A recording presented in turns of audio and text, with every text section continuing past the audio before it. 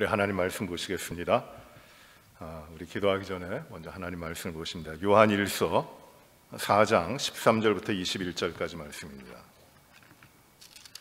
요한 1서 4장 13절부터 마지막 21절까지 말씀을 우리 교독에서 보십니다.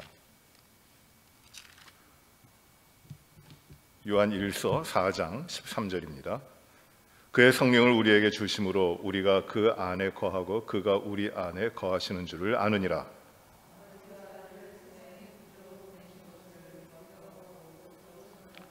누구든지 예수를 하나님의 아들이라 시인하면 하나님이 그의 안에 거하시고 그도 하나님 안에 거하느니라.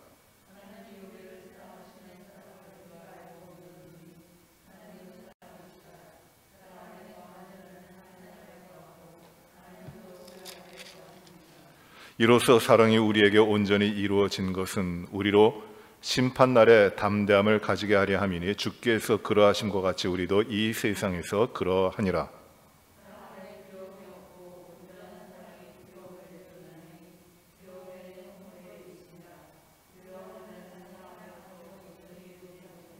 우리가 사랑함은 그가 먼저 우리를 사랑하셨습니다.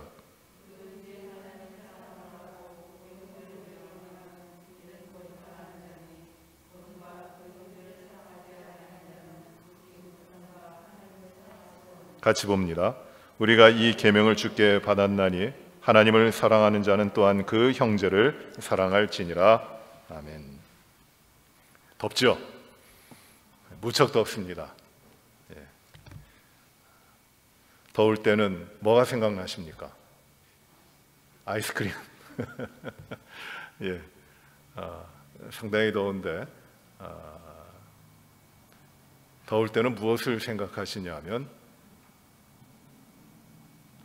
더 덥게 일하는 사람들 생각하시고, 또 이 더운 날만 있는 것이 아니라 우리에게 또 추워서 견디지 못할 그런 날도 있습니다. 그렇게 우리가 지금 누리지 못하는 것, 우리가 받지 못하는 것들을 또 생각하시면서 우리 더운 날을 또 건강하게 하나님 앞에서 깨어서 우리의 삶을 살아가야 되겠습니다. 오늘 기도의 시간에 우리가 먼저 말씀으로 우리의 기도의 방향을 잡고 또 주시는 말씀을 깨닫고자 합니다. 하나님은 사랑이시다, 이렇게 말씀해요. 요한 사도는 하나님은 사랑이시다라는 말씀을 이 요한 1서에서 두 번 반복하고 있습니다. 11절에 4장 11절에 보시면은 10절에 보시면은 사랑은 여기 있으니 우리가 하나님을 사랑한 것이 아니요 하나님은 우리를 사랑하사 우리 죄를 속하기 위하여 화목제물로 그 아들을 보내셨다고 합니다. 근데 그 앞에 보시면 8절에 사랑하지 아니하는 자는 하나님을 알지 못하나니 이는 하나님은 사랑이시리라, 이렇게 말씀합니다. 그리고 16절에 오늘 우리가 봤습니다만 16절에도 똑같이 말합니다. 하나님은 사랑이시다. 하나님은 사랑이시다라는 것이에요. 사도 요한은 이 하나님을 가르치면서 하나님에 대해서 말씀하면서 하나님 빛이시다, 우리 주님 빛이시다, 그리고 우리 주님의 생명이시다 말씀하셨고, 이제 하나님은 사랑이시다 이렇게 말씀하십니다. 그러면서 이 사랑을 우리가 받았는데 그 사랑을 어떻게 받았냐면 예수 그리스도 안에서 받았다. 그래서 예수 그리스도가 하나님의 사랑이시다, 그 말씀을 우리에게 전해주고 있습니다. 이 하나님의 사랑이 어떻게 나타났는가? 이 하나님의 사랑은 무엇인가? 하나님은 사랑이시다 하시면서 그 사랑을 하나님은 어떻게 하셨는가를 말씀으로 우리에게 주시고 계세요. 여러분, 하나님께서 왜 사람을 만드셨을까요? 하나님, 전능하신 하나님이 사람을 만드셨어요.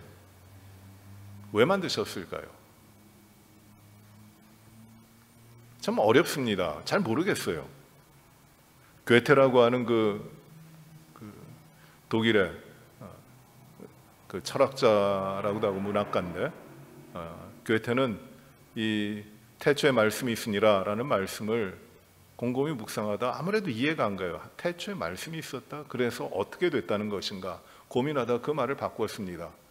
전능하신 하나님이니까 태초에 만물을 만드시기 위해서 태초에 있었던 것은 말씀이 아니라 권능이 있었다. 태초에 권능이 있었다. 권능이라는 말이 독일 말로 크라프트라는 말인데 이 크라프트가 있었다. 근데 그 권능이라고 태초에 있었다고 하는 것이 또 그렇게 이해가 되질 않아요. 권능만 있으면 되는 것인가?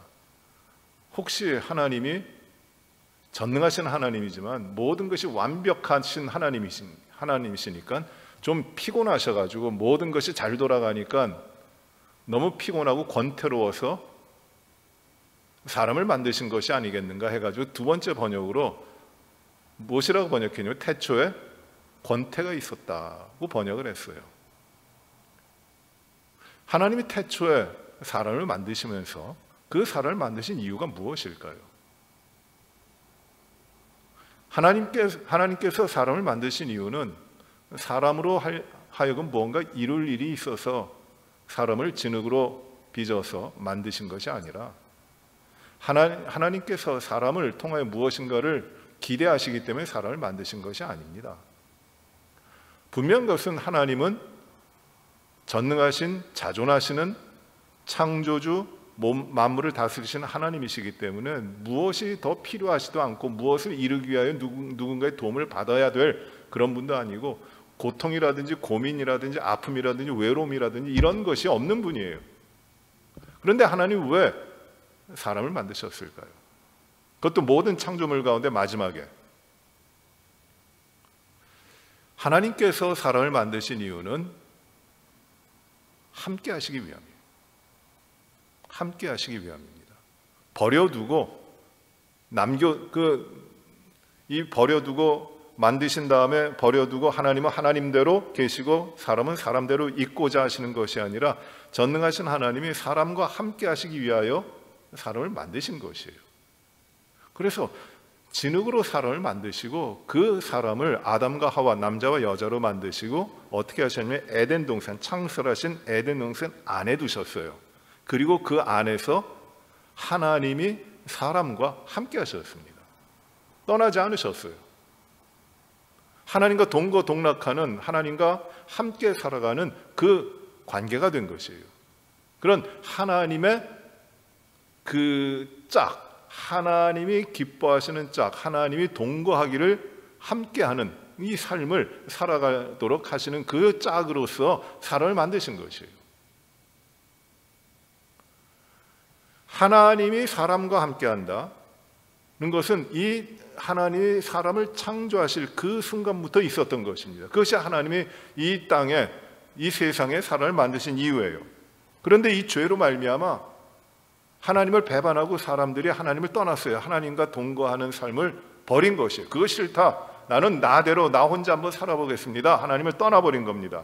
배신이고 하나님에게 등을 돌린 것이고 하나님 앞에 이것이 죄악이에요. 독립적으로 살아간다고 하는 것은 매우 중요한 것이고 성숙한 것이라고도 이야기할 수 있지만 그것은 인간 사회에서 그런 것이고 우리 사람들은 하나님을 떠나서는 하나님과 독립해서는 살아갈 수가 없거든요. 그것이 하나님이 창조하신 목적과 인간의 한계와 인간의 이 모든 존재의 근원에 있어서 하나님을 떠나 독립적으로 살아간다고 하는 것은 있을 수 있는 일이 아니에요. 그 순간에 하나님을 떠나는 순간에 파멸이 이루어지고 죄악이 이루어지고 생명이 끊어지는 겁니다. 그런데 이 사람들은 하나님을 떠났어요. 하나님을 배반했습니다. 죄가 들어왔습니다. 그 다음부터 생명이 끊어졌고 하나님과 함께하는 삶이 끊어졌어요. 이 끊어진 백성, 하나님과 등을 돌린 백성들을 하나님께서는 다시금 찾으십니다. 그 찾으시는 일이 아브라함에게 나타나고 그리고 그 믿음의 조상들에게 쭉 나타나면서 이제 그들과 함께하는 하나님, 그들의 삶에 들어오셔서 이 하나님이 택하신 자들, 하나님의 자녀들과 함께하시는 동거동락하시는 삶을 살아가시는 것이에요. 여러분, 우리가 이번 주일까지 생명의 삶의 말씀을 묵상하면서 출애굽기의 말씀을 묵상합니다. 출애굽기는 어떻게 시작합니까? 이스라엘 백성이 애굽에 종살이하던 데서부터 시작합니다. 어려운 종살이랍니다. 그리고 그 종살이하던 데서 하나님께서는 이끌어내셔서 모세를 세우시고 모세를 통하여 그들을 인도해 내심으로 하나님의 백성으로 하나님과 함께 살아가도록 하세요. 이 하나님과 함께 살아가는 그 표, 그것이 무엇이냐면 하나님은 이스라엘 백성들에게 성막을 지으라고 하시는 것이에요. 요새 우리가 이 성막에 대한 말씀을 계속 묵상해 왔잖아요. 성막을 지으라고 하시는 겁니다. 성막 보면은 보잘것없어요. 크기도 얼마 크지 않습니다. 그 이스라엘 백성들이 그 출애굽하여 나온 이스라엘 백성들이 약 200만 명이 된다고 하는데 그 정도로 추산이 되는데 성막의 크기는 얼마냐 하면 그 성막 그 자체는 이 성전의 한 3분의 1밖에 안 돼요. 아주 작아요. 그리고 성막에 울타리를 치고 뜰을 가지는데 그 뜰은 이 교회 앞에 있는 주차장의 한 절반 정도밖에 안 될 겁니다. 아주 작은 겁니다. 보잘것없어요. 그저 그 광야의 땅에다가 이 받침을 놓고 거기다가 이 널판을 세워갖고 울타리를 치고 그리고 이 널판을 세워가지고 그 위에다 이 장막 덮개를 4겹으로 덮어놓고 그 출입구에는 휘장을 놓고 그리고 지성소 성소를 구분하는데도 휘장을 달아놓은 그거밖에 없는 것이에요. 아주 간편한 것이고 보잘것없는 것입니다. 그런데 이 성막이 왜 중요한가? 성막을 성막이라고도 번역하고 우리말 번역 보시면 회막이라고도 번역해요. 회막. 이 두 가지 단어가 다릅니다. 회막은 그냥 일반적인 텐트예요. 그런데 이 텐트를 왜 하나님께서 만들라고 하셨냐면 그 자리에서 하나님이 만나주신다는 것이에요. 내가 너희를 그 가운데서 만나주겠다. 나는 너희와 함께 하고 있다라는 것이에요. 성막은 거룩하게 구별된 장막으로서 하나님이 임재하시는 자리입니다. 즉 무슨 말이냐면 이 성막을 통하여 하나님이 이스라엘 백성들에게 보여주시고 이스라엘 백성들에게 가르쳐 주시는 것은 무엇이냐면은 내가 너희와 함께 한다는 것이에요. 모세를 통하여 성막을 짓게 하시고 성막이 완성된 다음에 하나님께서는 그 가운데 구름으로 덮으십니다. 구름으로 덮으세요. 이 덮는다는 말이 샤칸이라는 말인데 이 말에서 하나님의 영광이 나타난다. 쉐키나라는 말이 나온 것이에요. 우리 찬양하는 사역팀들 보면 쉐키나라는 찬양팀들이 많이 있어요. 그 말의 뜻은 하나님께서 임재하셔서 하나님이 덮으셔서 하나님의 영광이 나타난다는 말이에요. 이게 어디에 나타난 것이냐면 성막에 나타나는 것이에요. 하나님이 그 자리에 임재해 계시니까 하나님의 영광이 나타나는 겁니다. 하나님이 왜 성막에 임재하십니까? 구름으로 왜 임재하고 계십니까? 내가 이스라엘 백성과 함께 한다고 하는 것이에요. 너희는 나를 떠나서는 살 수 없고 내가 너희를 떠나면 너희는 존재할 수가 없다는 것입니다. 그래서 이 성막을 짓도록 하시는 것은 이 출애굽기 말씀을 40장까지 말씀을 쭉 보시면 절반 이상이 성막에 대한 것이에요. 그렇게 중요한 겁니다.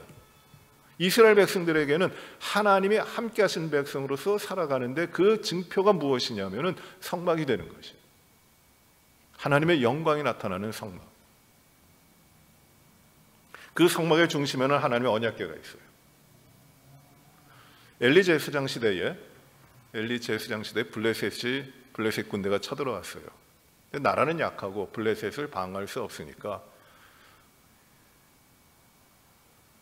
그 전쟁을 치러야 되는데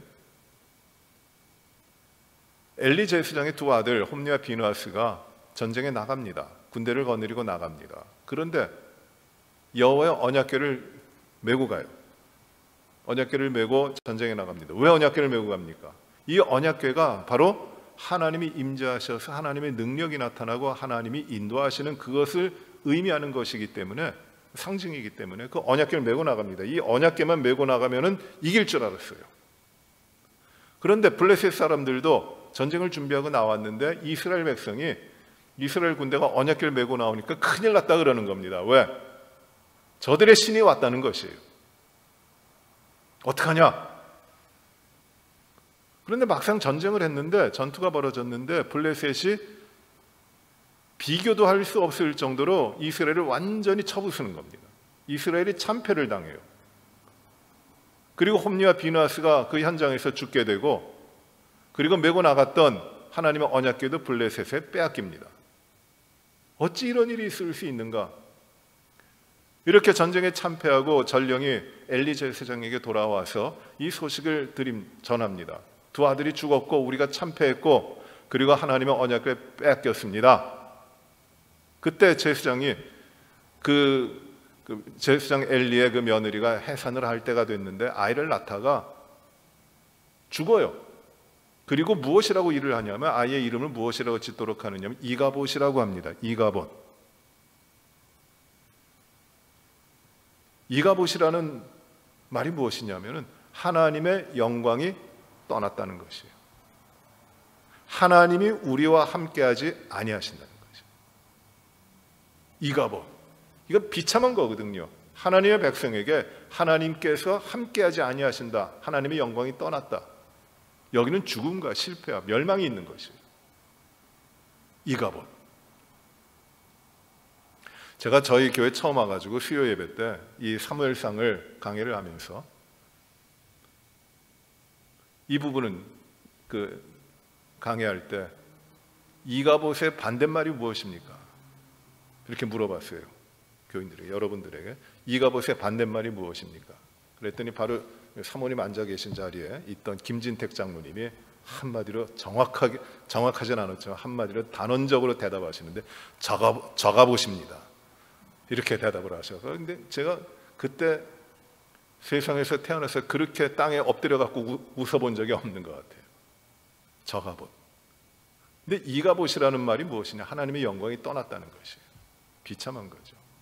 여러분, 하나님의 백성에게 하나님이 떠나셨다, 하나님이 더 이상 함께하지 아니하신다는 것은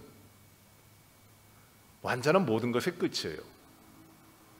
근데 하나님의 백성이 됐다고 하는 것은 하나님과 함께하는 것이고 하나님이 우리와 함께하신다. 임마누엘이 바로 이가봇, 하나님의 영광이 떠났다, 하나님이 우리와 함께하지 아니하신다는 것에 완전히 반대가 되는 겁니다.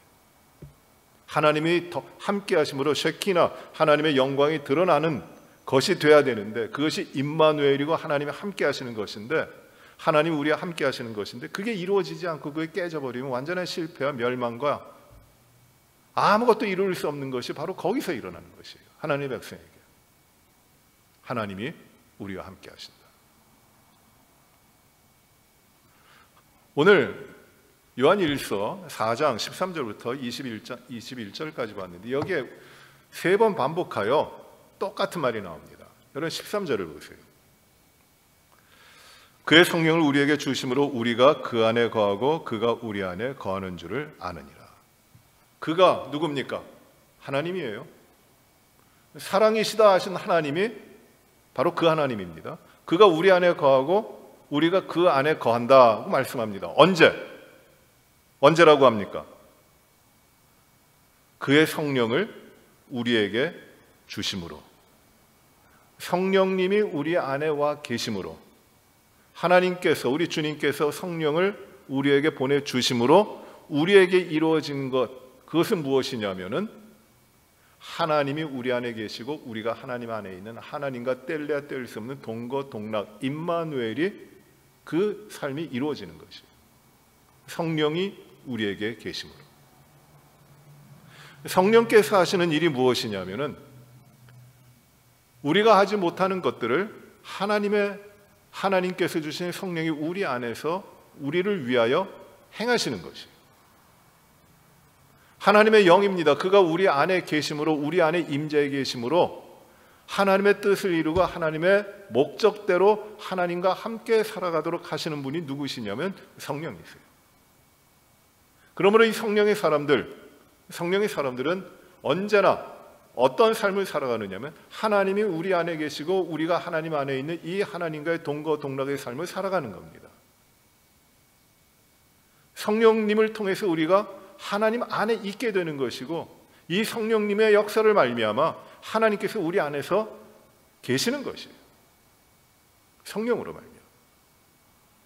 그 다음에 똑같은 말이 15절에 나오죠. 누구든지 예수를 하나님의 아들이라 시인하면 하나님이 그의 안에 거하시고 그도 하나님 안에 거하느니라. 어떤 일입니까? 언제 하나님이 우리 안에 거하십니까? 우리가 예수를 하나님의 아들이라고 시인하면, 예수님이 하나님의 아들이라고 시인하는 그 사람에게는 어떤 것이 이루어지는 것이, 하나님이 그 안에 거하시고 그가 하나님 안에 거하는 동거동락이 이루어지는 것이, 동거동락의 삶이 된다는 겁니다. 예수님께서 하나님의 아들이다, 진리입니다. 변하지 않는 사실입니다. 예수님은 인간의 몸을 입고 오셨지만 하나님의 아들이십니다. 하나님과 본체시나 동등됨을 취할 것을 여기지 아니하시고 종의 형체를 가져 우리에게 오신 하나님이세요. 그가 하나님의 아들이십니다. 그 예수님을 하나님의 아들로 인정하는 것, 즉 믿는 것, 조금도 의심이 없이 그의 삶에서 예수님께서 하나님의 아들이심을 받아들이고 살아가는 것, 그 사람에게는 어떤 일이 이루어집니까? 하나님이 그 안에 거하시고 그가 하나님 안에 거하는 동거동락이 이루어지는 것이, 임마누엘이 이루어지는 겁니다. 예수님이 누구십니까? 하나님의 아들이세요. 우리는 이 고백을 하죠. 예수님이 하나님의 아들이심을 우리가 믿죠.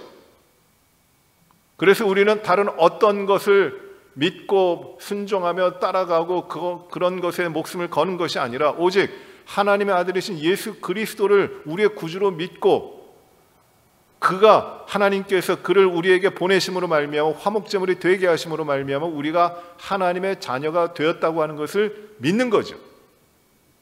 그것을 우리가 받아들이는 거죠. 세상의 어떤 진리보다 예수님께서 하나님의 아들이심을 믿고 그로 말미암아 우리가 살아가는 거죠.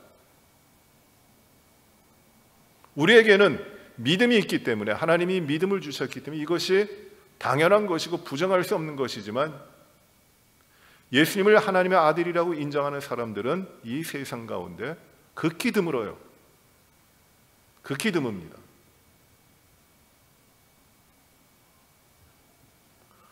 과연 누가 이 세상 가운데 예수님이 2000년 전에 살으셨던 예수님이 하나님의 아들이라고 오늘날 고백하며 믿고 있다고 하는 사람들을 찾을 수 있겠어요?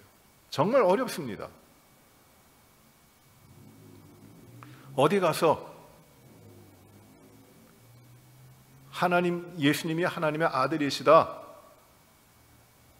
하나님이시면 인간의 몸을 입고 오신 하나님이시다라고 하는 것을 이야기하면, 저 사람은 완전히 앞뒤가 막힌, 그저 아무것도 더 생각하지 못하는 그런 사람이구나, 믿는다고 하면서도 저렇게 믿으면 안 되는데 하는 비난을 받아요. 제가 공부한 신학교가, 미국에서 공부한 신학교가 굉장히 보수적입니다. 하나님 말씀 중심이고, 그리고 개혁주의적인 신앙 가운데 있는 그 가장 중심된 것은 무엇이냐면은 sovereignty of God, 하나님의 주제예요.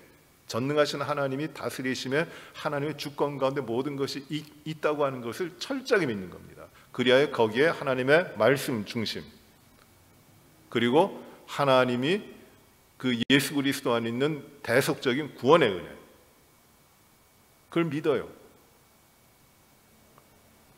그래서 저희 같이 공부한 신학자들, 신학생들은 이런 비난을 받아요. 많은 사람들이 이런 비난을 받아요. 너희들은 모든 진리를 하나의 작은 상자 안에 다 집어넣는다.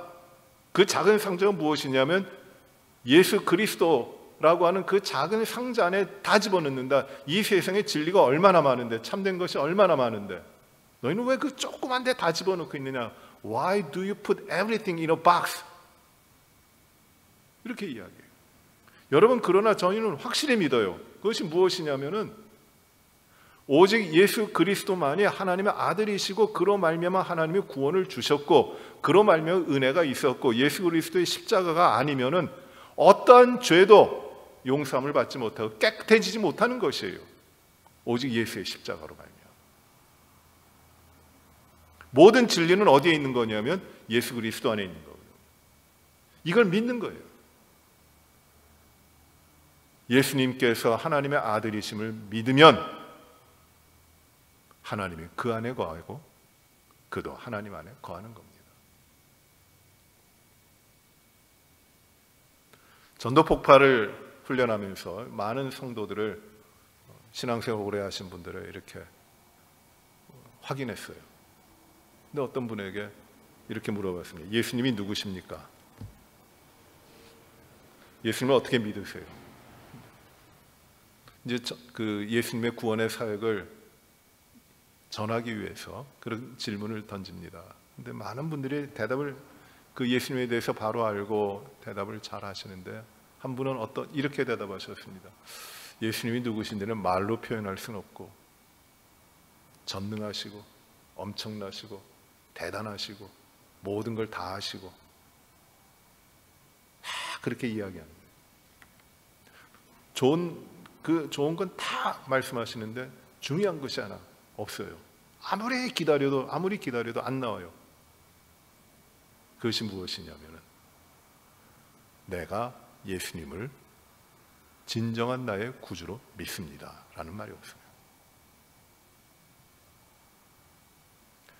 예수님을 하나님의 아들로 인정하고 받아들이느냐, 받아들이지 못하느냐.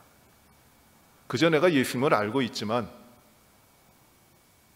그저 내 상식과 내 지식으로, 내 경험으로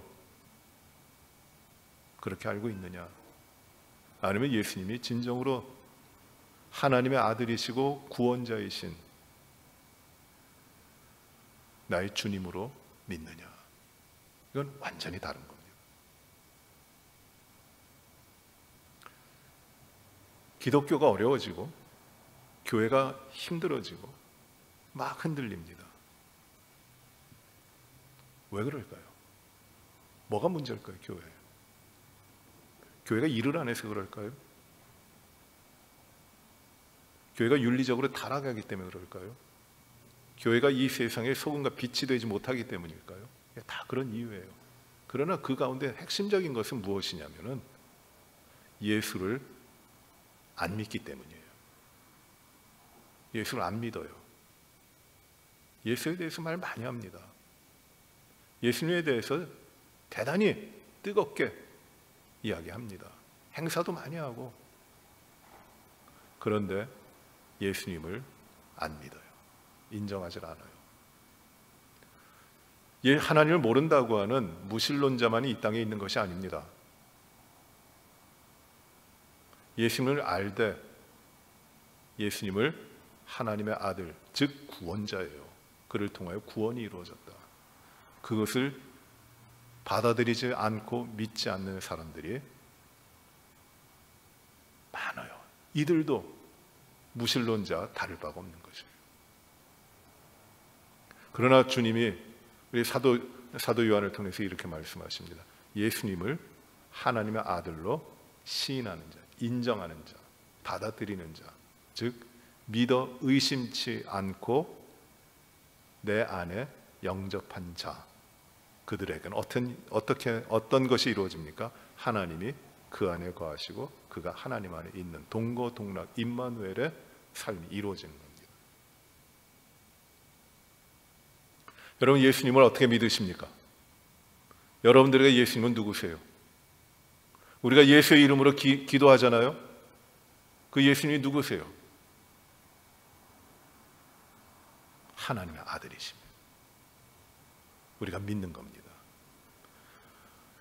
그 예수님이 하나님의 아들이심을 믿는 믿음에 반드시 우리가 확인할 수 있는 것은 무엇이냐면, 하나님이 우리 안에 거하시고 우리가 하나님 안에 거하는 것이에요. 예수를 내가 하나님의 아들로 믿습니다. 예수님이 나의 구원자입니다. 예수님 안에만 내가 나의 구원이 있습니다 라고 고백하고 말하고 전할 수 있는 사람이 그렇게 많지 않아요. 이 하나님이 우리 안에 계시지 아니하시면, 성령께서 그 역사를 우리의 마음을 주장하지 아니하시면 그거 못하는 겁니다. 하고 싶어도 못하는 것이에요. 많은 지식이 중요한 것이 아니에요. 아주 단순하지만 예수님이 나의 구원자이심을 믿는 것, 그것이 바로 믿음의 핵심이에요. 이걸 놓치면 안 되는 겁니다. 이 예수님이 하나님의 아들이심을 시인하는 자마다 하나님이 그 안에 거하시고 그가 하나님 안에 거하는 역사가 시작되는 겁니다. 세 번째 보세요. 16절에 하나님은 우리를 사랑하시는 사랑을 우리가 알고 믿었노니 하나님은 사랑이시라. 사랑 안에 거하는 자는 하나님 안에 거하고 하나님도 그의 안에 거하시느니라. 하나님이 그 안에 거하고 그도 하나님 안에 거하는 사람, 세 번째 어떤 사람입니까? 하나님의 사랑을 알고 믿었노니 하나님의 사랑 안에 거하는 자예요. 하나님의 사랑 안에 거한다는 겁니다. 살아가는 것이에요. 삶이 어디에서 이루어집니까? 하나님의 사랑 가운데서 이루어지는 것이에요. 하나님의 사랑 가운데 거한다는 것은 하나님의 사랑을 알고 그 사랑이 우리의 삶에 힘이 되고 이유가 되는 겁니다. 다른 것으로 살아가는 것 아닙니다. 이 사랑은 사람이 만들어내는 사랑이 아닙니다. 사랑에는 여러 종류가 있는데 에로스라는 사랑이 있어요. 이 에로스라는 말이 요새는 음탕한 사랑으로 이렇게 이야기되지만 이 사랑은 남자가 여자를, 여자가 남자를 애틋하게 바라보는 인간 사이의 아름다운 사랑을 이야기하는 것이 에로스예요. 원래 의미에서 이 에로스는 아름다운 사랑입니다. 육체적인 사랑이 아니에요. 남자와 여자가 그 사랑하는 것, 아름답게 사랑하는 그걸 말합니다. 이게 에로스예요. 두 번째 사랑은 필리아라는 것이 있어요. 필리아. 이 말은 형제들이 사랑하는 겁니다. 형제 사랑이에요. 필라델피아라 그러죠. 이 필라델피아는 북쪽에 있는 도시가 필라델피아인데 이 말은 필리아, 사랑한다는 말과 아델포스, 형제라는 말이 합쳐진 것이에요. 형제 사랑이라는 뜻입니다. 필라델피아. 아름다운 말이에요. 그런데 오래전에 어떤 영화를 만드는데 필라델피아라는 영화가 나왔어요. 그 영화 제목이 무엇인가? 제가 그때 필라델피아 살았거든요. 이 필라델피아를 배경으로 했는가 이렇게 보니까 아니에요. 동성애를 다루고 있었어요. 근데 그런 의미의 사랑이 아니에요. 믿음 가운데 형제들의 사랑, 이 필리아를 이야기해요. 또 사랑이 또 있어요. 스톨게라고 하는 사랑이 있어요. 그 사랑은 무엇이냐면은 내가 국가를 사랑한다. 애국적으로 국가를 사랑해서 나라에 내 힘을 바치고 내 생명까지도 바친다. 왜? 나라를 사랑하기 때문에. 이 나라 사랑, 어떤 큰 것에 대한, 자기를 넘어서는 큰 것에 대한 사랑을 스톨게라고 말합니다. 다 아름다운 사랑이에요. 귀한 사랑입니다. 그런데 하나님의 사랑은 어떤 사랑이냐 하면 필리아도 아니에요. 에로스도 아니고 그리고 스톨게도 아니고 아가페입니다. 아가페는 조건 없이 하나님이 사랑하는 것, 조건 없는 사랑이라고 하지만 조건 없다고 하는 것이 참 우리의 사랑의, 우리의 개념으로는 이해하기가 힘들어요. 그 사랑은 무엇이냐면은 아가페는 무엇이냐면 하나님이 인간을 사랑하시는 것이 아가페예요. 인간은 어떤 존재냐면 사랑받을 만한 아무런 것이 없는 것이에요. 그런데 하나님이 사랑받을 만한 아무것도 없고 타락했고 범죄했고 부패한 인간이지만 그 아무것도 보지 아니하시고 그저 오셔서 끌어서 사랑하시는 그 사랑이 무엇이냐면 아가페입니다. 이것이 하나님의 사랑입니다. 그래서 우리는 쉽게 이 아가페를 그냥 조건 없는 사랑이다라고 이야기하는데, 조건 없는 사랑이라고 하면 내가 이 땅에서 내가 최선을 다해서 하는 사랑을 아가페라고 이야기하는 그거 아니에요. 하나님이 하시는 사랑이 아가페예요. 그런데 이 아가페 사랑을 하나님께서는 하나님의 사랑이시다, 하나님의 아가페라고 말씀하시면서 이 명령을 주시는데, 하나님의 백성들에게 명령을 주시는데, 너희가 이 사랑 안에 거하면, 나의 사랑 안에 거하면 내가 하나님이 너희 안에 있고 너희가 내 안에 있다, 이렇게 말씀하시는 거예요. 즉 하나님의 사랑으로 사랑하면, 하나님의 사랑을 가지고 사랑하면 하나님이 너희 안에 거하시고 너희가 사랑 안에 있다고 말씀하시는 겁니다. 뒷부분에 가시면 이 말씀을 하시죠. 20절에 누구든지 하나님을 사랑하노라 하고 그 형제를 미워하며 이는 거짓말하는 자나 보는 바 그 형제를 사랑하지 아니하는 자는 보지 못하는 바 하나님을 사랑할 수 없느니라. 이렇게 말했어요. 여기에 형제 사랑을 이야기해요. 형제 사랑, 형제를 사랑하는 것. 어떻게 형제를 사랑합니까? 눈에 보이는 형제를 사랑하지도 않고 하나님을 사랑할 수 있느냐? 거짓말한다는 것이에요. 사랑한데 사랑 안에 거한다는 것, 그것은 무엇이냐면 눈에 보이는 형제를 하나님이 나를 사랑하신 그 사랑 가운데서 사랑하는 것이라는 것이에요. 그 형제를 사랑할 때, 그 형제를 하나님의 사랑으로 사랑할 때 하나님이 그 안에 거하시고 그가 하나님 안에 거한다는 것이에요. 눈에 보인다는 말은 내가 눈으로 보니까 내가 가치를 판단할 수 있고 호불호를 정할 수 있는 그런 겁니다. 그런데 내가 눈에 보지만은 형제를 사랑하지도 않으면 눈에 보이지 않는 하나님을 사랑한다고 어찌 말할 수 있겠냐는 것이에요. 그러므로 형제를 사랑한다고 하는 것, 이 사랑은 필리아가 아니에요. 아가페입니다. 하나님의 사랑을 받았기 때문에 그 사랑 안에 거하는 자, 즉 사랑 안에 거하는 것이 무엇이냐면 눈에 보이는 형제들을 사랑하는 것이에요.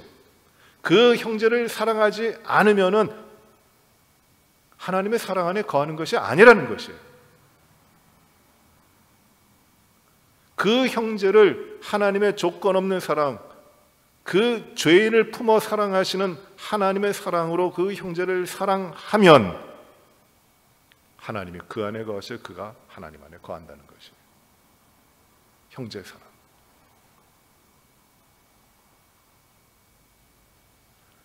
내가 판단해서 내가 누군가가 사랑할 만하다고 그 사람을 사랑한다고 하면, 그리고 내 판단에 똑같은 판단으로 어떤 사람은 내가 할 만하지 못하고 내가 사랑하기엔 부족하고 그 나의 판단으로 사랑하고 사랑하지 않는다면 이건 하나님의 사랑이 아니라는 것이에요. 하나님은 왜 나 같은 죄인을 사랑하셨는가? 그 형제의 사랑을 하지 않으면, 하나님의 사랑으로 형제의 사랑을 하지 않으면 하나님 그 안에 거하지 아니하신다는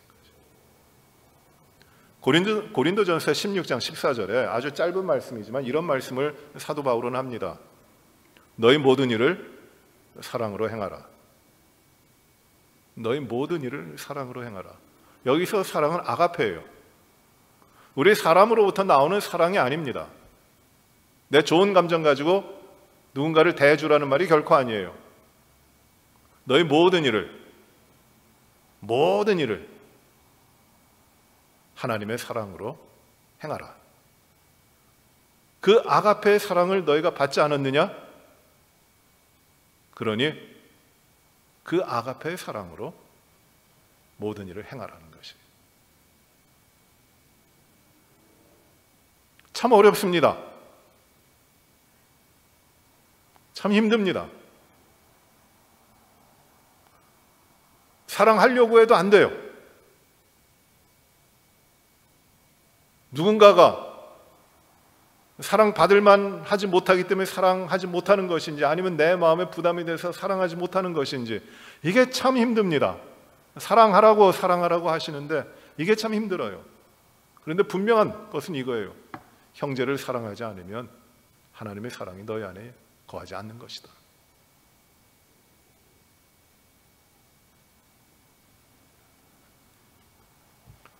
사도 요한이 왜 이렇게 이야기했을까요? 사도 요한을 생각하면 여성스럽고 유하고 착하고 선한 이미지를 가집니다. 다빈치가 그린 그 초의 만찬 그림 보시면은 예수님이 중앙에 있고, 그리고 오른쪽인가요? 거기에 한 제자가 있어요. 근데 그 제자들이 12제자가 쭉 그려져 있는데 거기에 한 제자만이 여자의 모습으로 그려져 있어요. 그가 예수님께 등을 기대고 있습니다. 그게 누구냐면 누굴까요? 그게 요한이에요. 요한은 많은 경우 여성스러운 왜 사랑을 많이 이야기하니까 그렇게 묘사가 됩니다. 우리도 많이 요한하면 유하고 선하고 착하고 그래요. 그런 인식을 가집니다. 과연 그랬을까요? 요한은 혼자가 아니라 그 형이 있었어요. 같이 이렇게 예수님의 제자가 됐는데 하루는 사마리아 지방에 갔는데 사마리아 사람들이 예수님을 받아들이질 않는 것이에요. 배척을 합니다. 그러니까 예수님께 청합니다. 우리가 하나님께 구해서 번개가 내려갖고 이 사람들 받아들이지 않는 사람은 다 치도록 할까요? 다 벼락맞게 할까요? 참지 못하는 성격이었어요. 우르의 아들이었어요. 우르의 아들, 번개의 아들. 그냥 막 꼬랑꼬랑 하고 치는, 참지 못하고 치는 분노하는 요한이었습니다. 보아게 너라고. 그런데 그가 90여 년을 이 땅에서 선교하고 복음 전하고 목회하면서 하나님의 나라를 확장하면서 살아가는데 그게 에베소 교회에 있었어요. 예수님이 12제자 다 순교하는데 이 요한은 순교하지 못합니다. 순교를 안 하려고 했던 것이 아니라 순교를 하려고 했는데 하나님이 거기 살려주셨어요. 기름덩이에 끓는 기름감에 빠졌는데 죽지 않고 순교가 아니라 하나님이 끄집어내셔서 살아났어요. 그리고 끝까지 에베소 교회에서 목회했습니다. 목회한 내용이 무엇이냐면 사랑하라 사랑하라예요. 하나님은 사랑이시다. 요한이 어떻게 이렇게 변화가 됐을까요? 우르의 아들에서 이 사랑의 사도로 날마다 하나님 앞에 서는 거예요. 하나님께서 주신 은혜를 기억하는 것이에요. 하나님이 나에게 사랑을 베풀어 주셨는데 그 사랑 안에 거하는 거예요. 늘 하나님의 사랑 안에 거하면서 하나님 앞에 나가는 거예요. 변화되기 시작합니다. 이 요한 사도의 고백이에요. 이것이 나 같은 사람도 형제를 사랑한다. 허물 많고 눈에 차지 않고 마음에 안 들고 냄새나고 또 나를 배반하고 엉뚱한 일을 하고 도무지 받아들일 수 없는 그지만 형제를 하나님의 사랑으로 품고 함께 그 사랑 안에 거하는 것, 그것을 한다는 것이에요. 그때에 하나님이 그 안에 거하시고 그가 하나님 안에 거하는 역사가 이루어진 겁니다.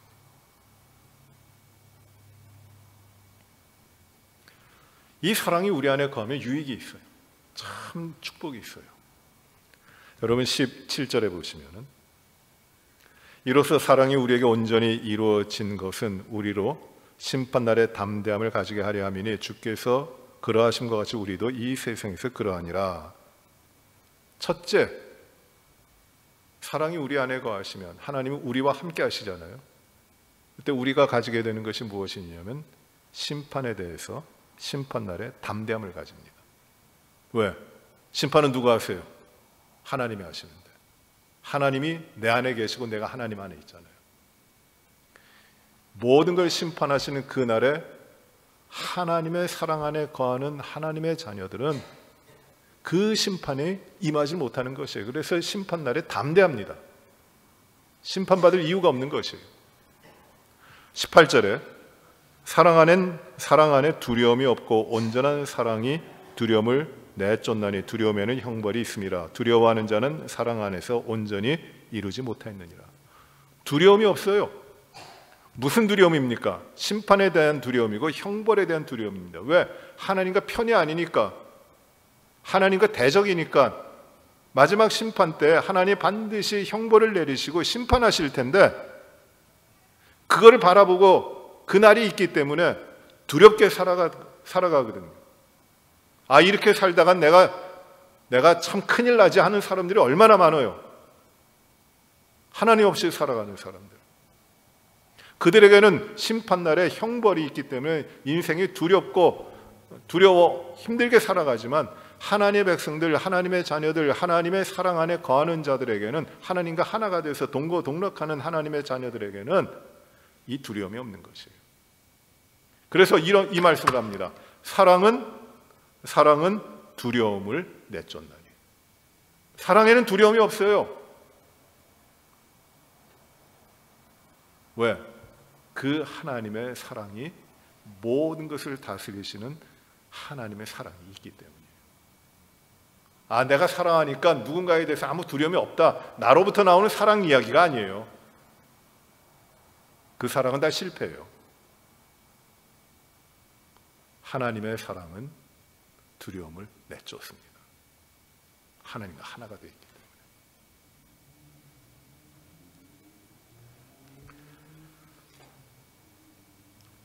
19절에 이렇게 말씀하죠. 우리가 사랑함은 그가 먼저 우리를 사랑하셨습니다. 우리가 사랑하게 되는 것은 하나님이 우리를 먼저 사랑하셨기 때문에, 우리가 사랑을 받았기 때문에 우리가 그 사랑 안에 거하고 사랑하게 되는 것이라는 것입니다. 여러분, 사랑이란 말이 많아요. 사랑은 귀한 겁니다.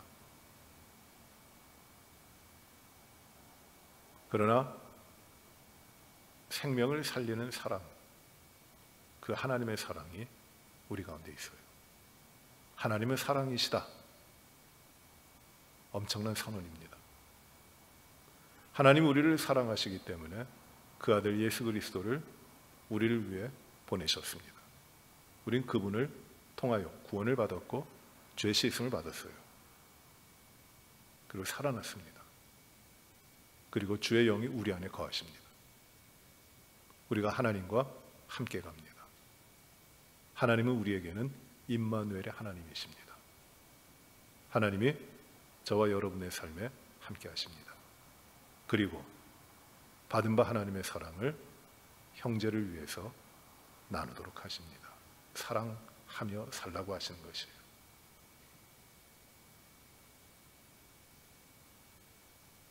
사랑이 무엇입니까?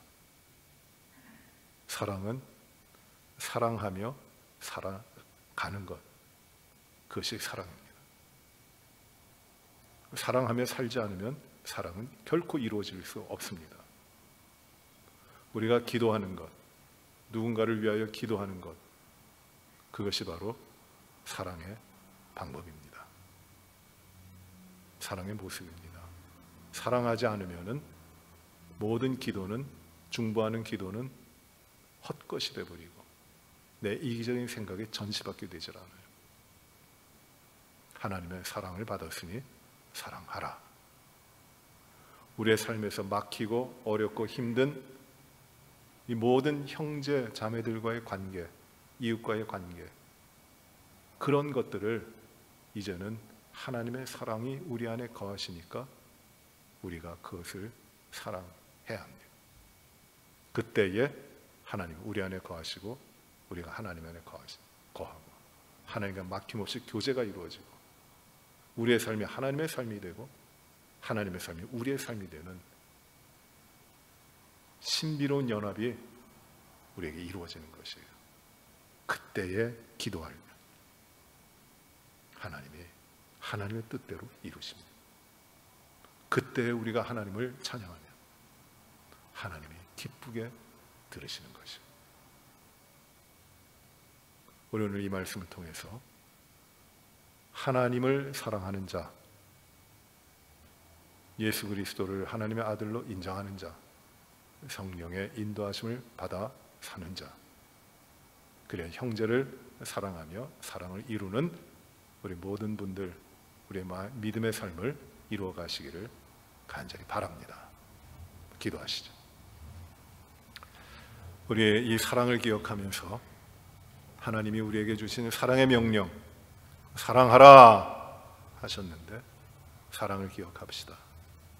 하나님이 우리에게 주신 이 사랑, 성령께서 우리를 하나님과 하나가 되게 하시는 이 하나님의 뜻, 예수 그리스도를 하나님의 아들로 시인하면서 주의 영으로 살아가는 이 사랑, 이제 우리가 이 사랑 가운데 거하며 형제와 자매, 많은 사람들을 진실로 하나님의 사랑 가운데서 섬기도록 인도하시고, 오늘 특별히 우리가 이 사랑 가운데 하나님의 사랑 가운데 거하면서 이 하나님의 사랑으로 행하지 못했던 것들을 회개하며 하나님의 사랑으로 사랑하지 못했던 형제들, 가족들, 또 이웃과 동료, 성도들을, 그 모든 관계를 회개하며 하나님 사랑케 하여 주시옵소서.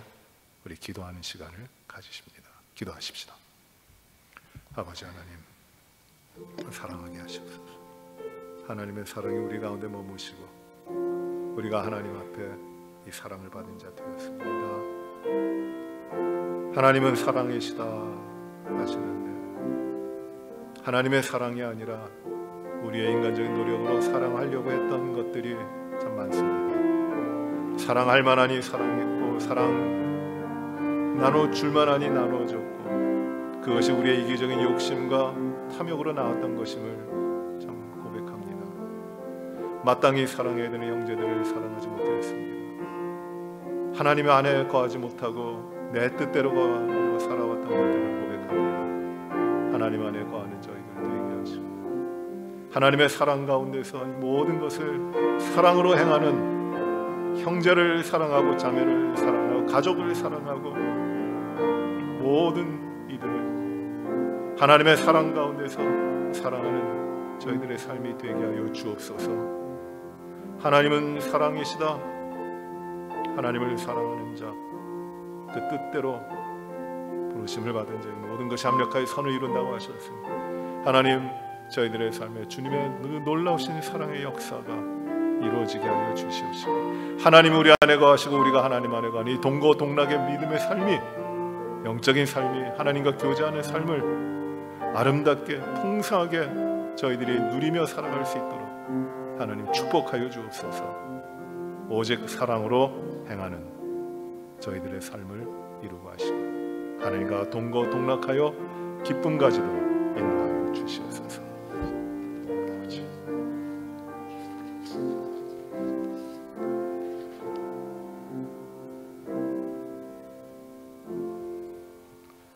하나님 아버지, 하나님은 사랑이십니다. 죄인 되고 부패하고 타락한, 아무 보잘것없고 내놓을 것 없는 이 죄인들을 사랑하신 하나님, 감사합니다. 하나님의 사랑을 받은 자로 주의 성령께서 함께 하시며 이제 저희의 입으로 예수님을 하나님의 아들이라고 시인하며 하나님의 사랑 가운데 행하며 살도록 하여 주셨으니 감사를 드립니다. 하나님을 사랑한다고 하면서 우리의 형제와 자매를 사랑하지 못하고 우리의 가족을 사랑하지 못했던 것들이 얼마나 많은지요. 하나님을 사랑한다고 하면서 그 사랑 안에 거한다고 하면서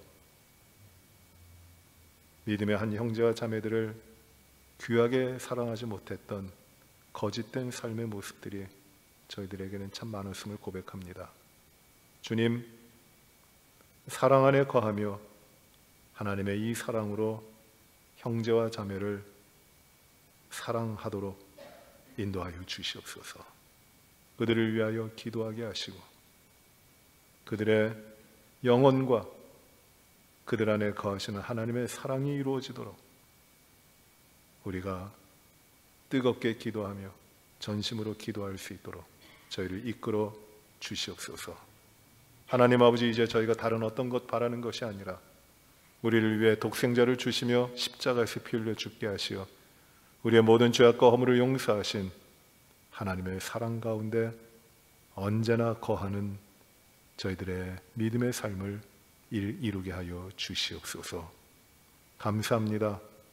흐트러졌고 연약하고 피곤했던 저희들의 삶에 이 하나님이 사랑이시라고 하는 또 이 귀한 말씀을 저희들에게 주시어 사랑으로 채워지고 사랑으로 살아갈 수 있도록 하시니 감사하옵고 모든 영광을 하나님 앞에 올리며 예수님 이름으로 기도하옵나이다.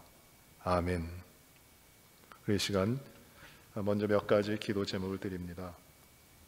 우리 아까 먼저 기도했습니다만 우리 팬데믹 상황 가운데서 어려움이 커지고 있습니다. 변이 바이러스와 돌파 바이러스, 또 여러 가지 일들이 심각하게 일어나고 있습니다. 우리가 기도해야 됩니다. 하나님의 치유하시는 역사, 그리고 우리 모든 사람들이 깨끗하고 정결한 삶, 하나님이 인정하시는 삶, 그 삶으로 나아가야 되겠습니다. 하나님께 성결해야 됩니다. 하나님의 자녀들을 부르신 것이 바로 그 이유입니다. 하나님께 성결이라는 것입니다. 하나님을 인정하고 하나님께 순종하고 하나님을 바라보고 하나님을 의지하는 하나님의 통치를 사모하며 그 가운데 순종하는 이 세상의 삶을 하나님께서 이루어 가시도록 우리가 기도하고, 그리고 이 팬데믹 상황에 어려움이 없도록 질병 들린 모든 분들을 치료하시고 완쾌토록 하시기를 기도하시며, 우리 성도들 가운데 또 이 어려움이 없도록 여러분들께서 기도해 주시기 바랍니다. 또 선교지를 위해서 기도해 주시기 바랍니다. 우리의 상황도 이렇게 힘든데 선교지는 엄청나게 어렵습니다. 위하여 기도해 주시기 바랍니다. 복음은 전파되고 있습니다. 어저께 메일을 하나 받았는데 중국에서, 러시아에서 거점을 두시고 탈북자들을 선교하시던 그 선교사님, 젊은 분인데 50대 초반이신 분인데 코로나로 감염이 되셔서 돌아가셨어요. 참 마음이 아프더군요. 그토록 헌신하셨는데 치료받지 못하고 돌아가셨어요. 순교하신 거죠. 어려운 분들을 돕고 병든 자들 고치고 자유를 위해서 그 탈북하신 분들을 돕는 일을 그토록 하셨네. 가족도 돌보지 못하고 그토록 하셨는데 코로나로 세상을 하나님 부르심 받고 떠나셨습니다. 안타까워요. 가슴이 아픕니다. 그러나 복음은 그 가운데 또 전해지고 있습니다. 이런 이 코로나 상황 가운데서 선교지는 정말 어렵습니다. 우리 선교사님들의 복음의 사역을 위하여 기도해 주시기 바랍니다. 우리 교회가 후원하는 과테말라 이누가 선교사님, 페루의 김성일 선교사님, 그리고 네팔의 박재면 선교사님, 그리고 중국의 성영재 선교사님 위하여 기도하시기 바랍니다. 또 우리 이 시대의 이 어려운 때 팬데믹 상황과 그 이후에 교회 모습이 어때야 되는가? 교회는 어떻게 나가야 되는가? 하나님께서 보여주시는 것은 복음 전하라는 모습이었어요. 복음 전하는 모습으로 다시금 세워져라. 교회 본질이 그것이다. 복음 전하라.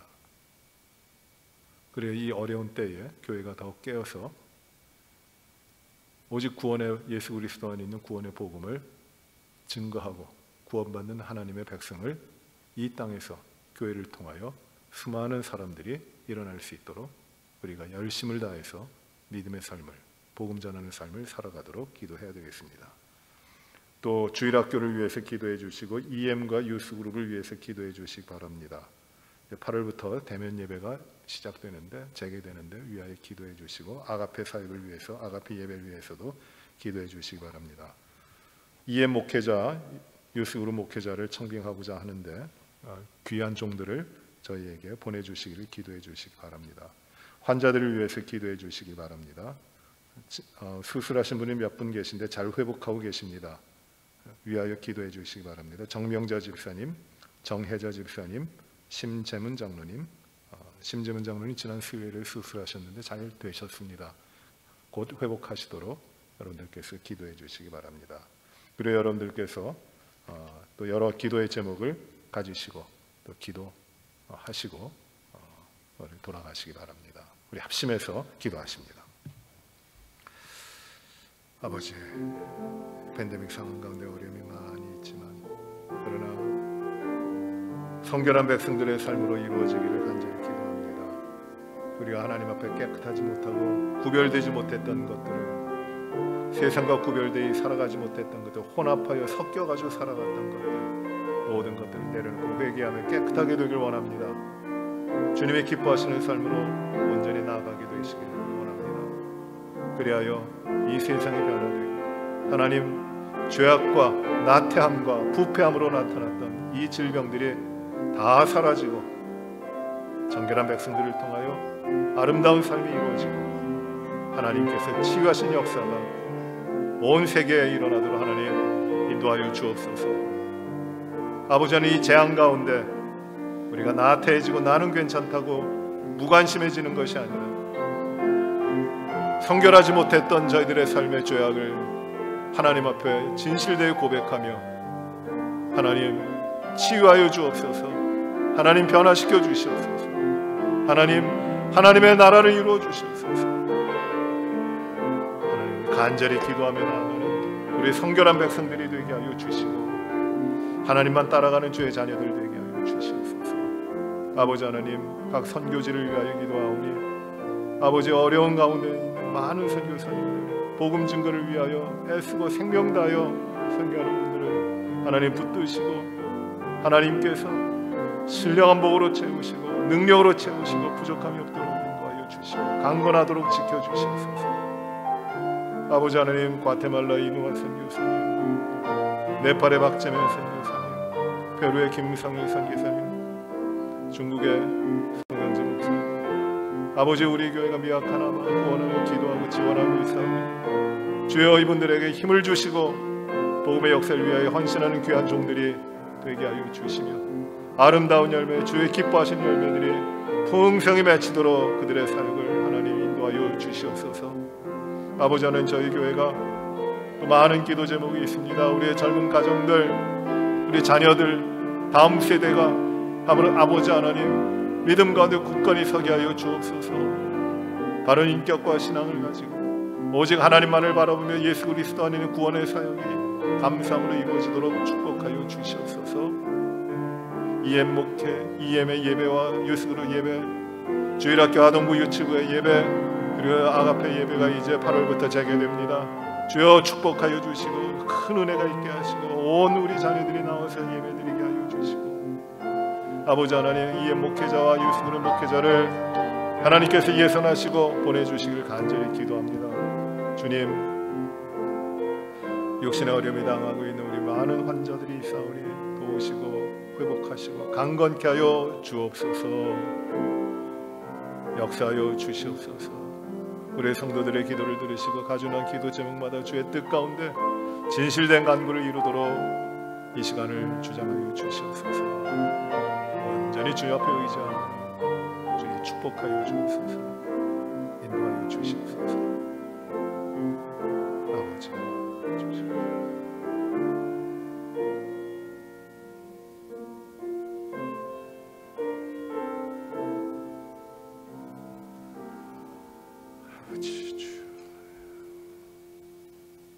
하늘에 계신 우리 아버지여, 이름이 거룩히 여김을 받으시오며 나라의 마옵시며 뜻이 하늘에서 이루어진 것 같이 땅에서도 이루어지이다. 오늘날 우리에게 일용할 양식을 주옵시고 우리가 우리에게 죄 지은 자를 사하여 준 것 같이 우리의 죄를 사하여 주옵시고 우리를 시험에 들게 하지 마옵시며 다만 악에서 구하옵소서. 대개 나라와 권세와 영광이 아버지께 영원히 싸움나이다.